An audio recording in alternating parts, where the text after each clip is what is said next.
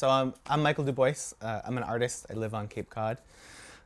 Moved here about 4 years ago, about 5 years ago actually, and been slowly working to build up my body of work to kind of center around ideas of peace, openness, personal growth, and human connection. So, which sounds like something that doesn't necessarily sell, which is what I hear from most people. But I think that's part of the challenge for me is I really want to find a way to make that work, to be able to make a living off of that. So. And what kind of work do you specialize in? So I started out doing video. I grew up doing a lot of video. Went to Massachusetts College of Art and Design and practiced film there. Sorry, it's gonna take me a minute to get into it. No, this is all good. Yeah. Studied film there, and then figured that I would do that mainly. Didn't really. What's funny is I didn't actually practice any other forms of art there, and I look back now, I'm I wish I had done some other courses. I wish I had done anything else with my hands. But I was super focused on film, which I think was important because to me it was the storytelling aspect. And then right around it was right before my senior year of film school, my mom had passed away from cancer, which was kind of something she had battled my whole life. And I didn't realize kind of defined my whole life. It was something that allowed me to grow up understanding death and understanding that we have this limited amount of time here. And that, she taught me a lot about using that time to spend in a productive way, in a way that was productive towards society and towards the people that we love. So right before my senior year of film school, she passed away, and I ended up spending that whole senior year working on a film, which was then titled Heading Home, which was basically an hour-long documentary about her life. It started right before she passed away. I did an interview with her, and so I did that. It was not as great as I thought it was at the time, and then basically spent a bunch of years trying to move around the country and figure out what I wanted to do with my life, and then moved to the Cape, and slowly found that I was in major need of using my hands in art, and got into different things. And then basically when I met my now fiance, I wanted to show her the film about my mom that I had done. And we watched it, and it was good. It was a good way to introduce her to my mother and to that piece of my life. And then I said, okay, so what did you actually think of the film itself? And it was this very defining moment in our relationship, because she kind of looked at me well, what do you want the real answer, or do you want oh, it was great, good job, which is what everybody normally does, Especially something that intimate. Exactly. Exactly. And I saw the whole movie. Oh, thank you. Yeah. So. It was very intense. It was very powerful. Thank you. But so. I saw the finished one. Yeah. And so, so she said, well, here's what I would change which was huge for me, because it was somebody actually critiquing my art again for the first time, really since film school, and it reopened that for me. It reopened that drive to want to get back into making art. So we worked on that for about a year, and made it a new film called Becoming Home. And it was basically somewhat about my mother's life, but also about the 5-year process of me getting through my grief and learning how to become, the person that I actually am, the person that I, so, sorry, I feel like I'm going all over the place that's here. Cool. No, this is good because again, the whole story is, and again, kind of the longer it is, it's nice because I'll take the whole thing and basically just put it on Sandwich TV. Yeah. I'm cool with that. Yeah. And then from after there, we can make kind of whatever. Break it up. And then focus on, whatever you're currently doing or whatever. Okay. That works, Okay. So this works out great. Okay, So cool. if you want to keep going, Yeah, sure. And so that was a huge moment for me. We finished Becoming Home, and it was a project about my 5 years of grief and becoming my own home. And one, I think it brought us together and allowed us to have this thing to work on as we grew in our relationship. And then also it allowed me to grow as an artist and to realize the things that I really wanted to do with my life, which was to be vulnerable and share the different feelings and emotions and concepts that I had inside myself, and to be able to have conversations about these real things that can seem kind of overwhelming or scary or whatever. And yeah, so I kind of talked with her for a little while. I was working at Sandwich TV at the time, and I said, do you think I can like make a living out of this? Like, is that crazy? You know, like you say to people, like, I just want to like make my own work and talk about things that I care about and have that be enough. And most people say no. They say that's not enough or whatever. And she was a little crazy and was like, yeah, you know, why not go for it? And so I left Sandwich TV, which was awesome and got me to the Cape, and went out on my own with this thought that like I could just start making work, you know, like with no real goal. And like quickly our savings dried up and it was crazy and like what are we doing? And slowly I started to find this balance. Like it started to balance out. I feel like I leapt off of this cliff with this grand idea, and then I started to fall and didn't know if I was going to catch myself. And all of a sudden it was like, oh, I'm not really falling, you know, like I leapt off the cliff, but I'm fine. And I slowly started to realize that I can monetize my work, and it's okay to make money off of things that you care about. Yeah, and so I opened up a shop online and started selling my poetry, not thinking that would go anywhere, and it's actually been pretty successful in terms of, I don't know, for me it's been successful. We started selling in shops, like brick and mortar shops. Yeah, and so I'm currently working on a book, which is also involved with my poetry. Yeah. No, it's cool. It's cool to see how the path works. You know? Yeah, it sounds a little jumbled, but yeah, it all like makes sense and every piece like fits. And yeah. Do you want to talk a little bit about the writing you do and the poetry, like where? Yeah. Does it come, like where it comes from, or even just describing the process when you sit down at the table and as you do it, how you feel or what? Yeah, absolutely. So I really have this belief that like we move around a lot in the world, and we have all these things we have to do, and it's pieces of our society that we have to think about constantly. And I'm somebody who's prone to stress and anxiety and wanting to do things right and whatever. And so I found that if I can continually try and work at myself and bring myself down to this balanced level, that I can kind of allow different pieces of either, whether it's my subconscious or you know, things that are out there in the universe, I can kind of allow myself to hear them better. So I find that like I'll get these random strings of words in my head, and I'm like, oh, that's a cool start to some poem or some story. And I think that's everybody, you know, like when you're in a good creative space, you feel like things are starting to pop in your head.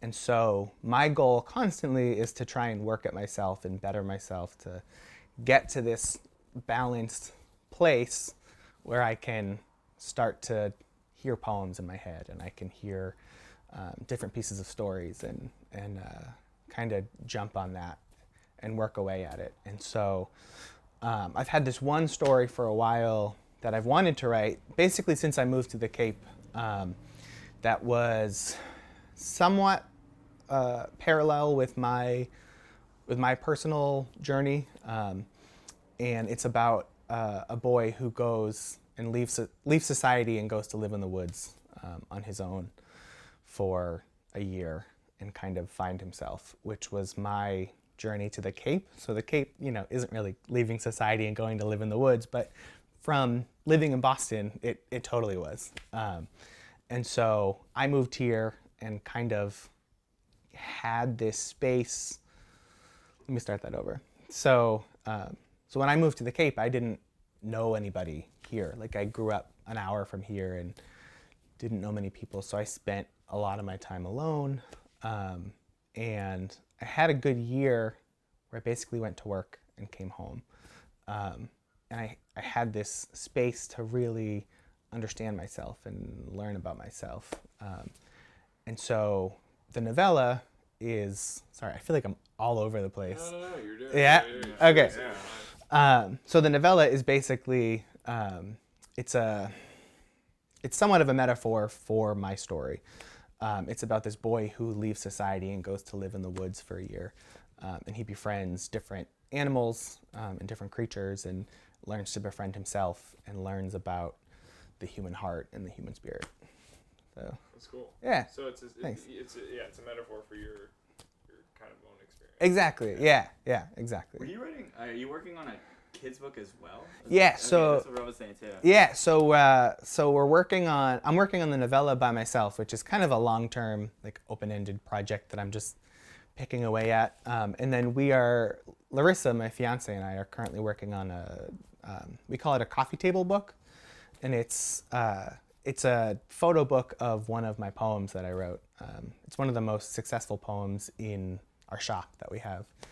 And I actually have pieces of it printed out. I could show you guys too. Yeah. Really cool, yeah. And it's a coffee table book of different photos of the ocean that we took with, like, hand-painted words from the poem over the photos. So it's like it's a project that to me is like a good way to step into self-publishing, because we've never done that before. So we have no clue what we're doing. And it's kind of a way for us to figure that out on an easier scale, but with something that we care about. So how do you sell your poems? What I think I overheard a little bit from Yeah. it's obvious it's more than just Random Yeah. poems on. Yeah, exactly. Right. So what I've been doing is I've been basically taking the poems and, like, creating a design in Photoshop, and then tracing over those in watercolor. So it's like half art, half poetry. So they're all 8x10, and they're basically painted out in watercolor. And then I watercolor them 3 or 4 times, and then Photoshop them and clean them up and make them into full art pieces. So I love your typeface. Do you create that yourself? yeah, so a lot of them are fonts, that we'll search for and find, and then we kind of, like, messy them up with watercolor, and it's cool. I never considered myself an artist when I was in art school, so I was like, oh, I'm a filmmaker, which is, like, what I was, and so it's been kind of a journey allowing myself to call myself an artist. Yeah. Yeah, it's really So cool. thanks. Do you want to talk about being an independent artist in this current era? Yeah. With technology and all this kind of stuff. Yeah. Talk about selling yourself and selling your work and still making your work and balancing that. Yeah, so I think about it a lot, and I talk to, like, basically the person I talk to most in my life is my fiance. Like, I work from home and by myself, so, like, I'll see other people throughout the day, but it's, like, mainly me. And I talk to her about everything, and I talk a lot about that I don't think I could have ever done this at a different time in our culture. The fact that we have social media and all this technology that allows me to just sell my work online and advertise it and get the word out and create connections, like, it's totally incredible. And so I found the same with video as well. I was able to promote our documentary and have physical in-person screenings and do all of that through social media. But yeah, I don't know. I found a really great community online, like through Instagram. Yeah, sorry. I'm all over the place. Yeah, Can we start that over? That's a good Yeah, segue. we can if you want. Yeah. I mean, we can just keep going off that because I think you have a good point with everything. And we're trying not to interject as like conversationally we're there with you. Yeah. We're just trying not to jump in as much because we want it as solid as possible. Yeah. But obviously that makes it like weirder when we're just like following. Yeah. ahead. Yeah. You know, But like come it's on, I get that shit. because I'm usually on the other end. Yeah. But no, I think that what you're saying is all that's what I'm. Yeah. The Instagram, the social media, and like the ability to just create a store without Yeah. buying a store for renting. Exactly. Yeah, it's amazing. Exactly. Yeah. So we sell basically through Etsy, and that was the start of the shop. We just wanted to open an Etsy shop, so we did. And there wasn't much risk there because you can basically open it and like if you don't sell work, it's not like you're paying rent at a brick and mortar shop. And it worked out well. And so because of that, I was like, well, let's try selling in shops. And we've sold around the Cape, which has been an awesome artist community. And What are a couple places? yeah, so we're in Wish. Wish Gift Company? Yeah, Wish Gift Company in Sandwich and now Mashpee, which has been awesome. We sold like a crazy amount of prints there over the summer, which was awesome. And then we're also in Adorn in Orleans, Massachusetts. And then we're trying to like slowly branch out to other parts of the country, which is interesting. Like trying to like contact people from other states and get our work out there. So Yeah, I do. It's an interesting thing, like especially since we do video. yeah. Selling your work is like the business side of it is fun though. Yeah. It's exciting. It's exhilarating. It's new. It's like I'm creative and I can do that, you know, like I've never been a good business person and I've never been super organized. So this has really forced me to grow that part of myself and it's really energizing to feel it growing. Mm-hmm. My fiance is super organized and she's like the complete opposite of me. So it's been a really great partnership. Yeah, exactly. So that's been good. But really having to grow that part of myself and recognize like, dude, you need to make money. You can make art. That's awesome. But you also need to make money off of it to pay the bills. And like that has been helpful in some respect because it's forced me to think more creatively about how to make money off of my work and that kind of stuff. So Right, yeah. And I think that relationship pretty much never ends your entire life. Yes. And I think my dad Exactly. struggles with it constantly too. yeah, Selling pieces that make money or trying to be that artist, you know? And like Yes. like Yeah. the idea of what an artist is so confusing and I don't know, I think you get lost in well, there's this idea, right, that like in order to be an artist, you're not a business person, and that's not necessarily the case. I feel like I don't know. I talk with this friend that I have on Instagram a lot about allowing it to be okay to make money off of your work, and saying that that's part of the relationship. You know, your dad must find that a lot. That Yeah, I mean, my dad went to art school. Yeah. And, you know, he is a craftsman, and he's not. You know, they try to find the fastest, efficient way to make as many of the same thing Yes. as perfectly as possible. Like they're trying to Yeah. replicate machinery in a sense, and by definition, that can't be art. Yeah. You're taking a design and mass producing it. over and over again, and Yeah. trying to figure out like, well, what's the most popular, and how do we Right. like that kind of exactly. thing. But that makes you money, and that can allow you to create art. Yeah. You know? So it's like it's a weird, never-ending conversation you'll have, and to come Yeah. to grips with certain things and give and takes. But It's like I feel like it's almost like having a relationship with another person.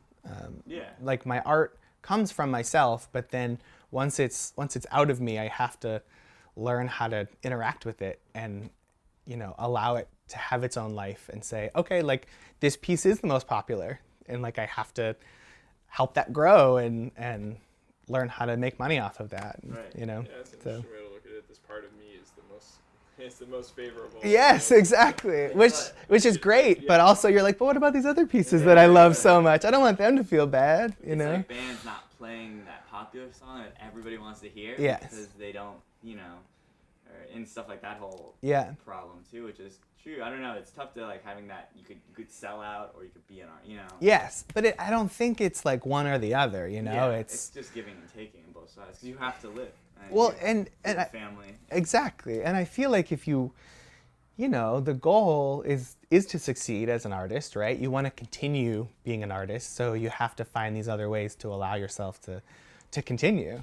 I think it would be easy to be like, oh well, I like this thing and not this, even though this sells. So I'm just going to do this. But then it's like, cool, but then you can't do it anymore because it's not self-sustaining. And so it's this awesome journey of trying to figure out how to balance the two. Yeah, So. no, it is. Yeah. Cool. I don't know if you had anything else that you. Yeah, I don't know. I started talking. I'm like, oh man, what do I do with my life? Because you touched upon pretty much all your different works. Yeah. Maybe just one more final statement on like the feelings you get when you're creating. Yeah. So. I mean, I know you touched on it before, but Yeah. just one more time. So let me ask you. So are you looking for more of like an overview of my work, or like kind of like an artsy? Way more artsy. Okay. So what, all right. Yeah. So like that's what I kind of like to do. Okay. But again, the whole overview I think is like sometimes what Sandwich TV wants. Yes. You know, they want Yeah. all that Which stuff. makes total sense. Yeah. So. To give you an idea, and also it can be helpful for you too, in a sense, for like any sort of promotional stuff. But Yeah. I do love the emotional side of Okay. everything and the attachment to that. Okay. Where it's like you're making the work through these emotions, and that versus just saying like I write, you know. Yeah. I write stuff. You know, Yeah. stuff like that versus that. So Yeah. if you want to go into that. Sure, absolutely. So I talk a lot with my fiance about this feeling of trying to become more animal, which can sound super cliche or, you know, lame or whatever, but that's how it feels to me. There's this very instinctual feeling when you're writing something and it feels like it's like literally coming out of you. And that's a super cool feeling. And to me, that feels like, you know, I don't know if I would have survived 600 years ago. Do you know what I mean? Like, I don't know if artists or thousands of years ago, you know, when we were hunters and gatherers, like, I don't know if artists would have been super great back then. But like now, to me, it's a very important piece of who I am and a very important piece of humanity. And so it feels very instinctual when I'm writing and that is coming out of me. And I as I'm writing it, I'm thinking, this is something that I know other people will connect with. Like I know these are feelings and topics that we're all feeling but not talking about. You know, like we live in this world full of very surface conversation sometimes, which like is fine and totally necessary and great and whatever. But when you have that conversation late at night with somebody and like you're really talking about life and like what it means to be happy and to feel awful and to make something you care about and to lose somebody or to fall in love for the first time, like all of those things are what it feels like to be at the ocean and like shut your mind off finally and actually hear the waves. Like when you can talk about that stuff in a way that is accessible and also, you know, sounds good. It just, I don't know, that feels very instinctual. It feels like the core of being human to me. And I want to keep doing that over and over again.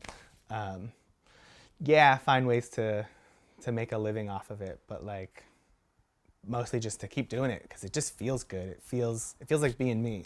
And I have to imagine that that's most people, right? Like we're all human and we all have that inside of us. So I just want to keep doing that and finally find somebody who says, yeah, man, like I get that too. So.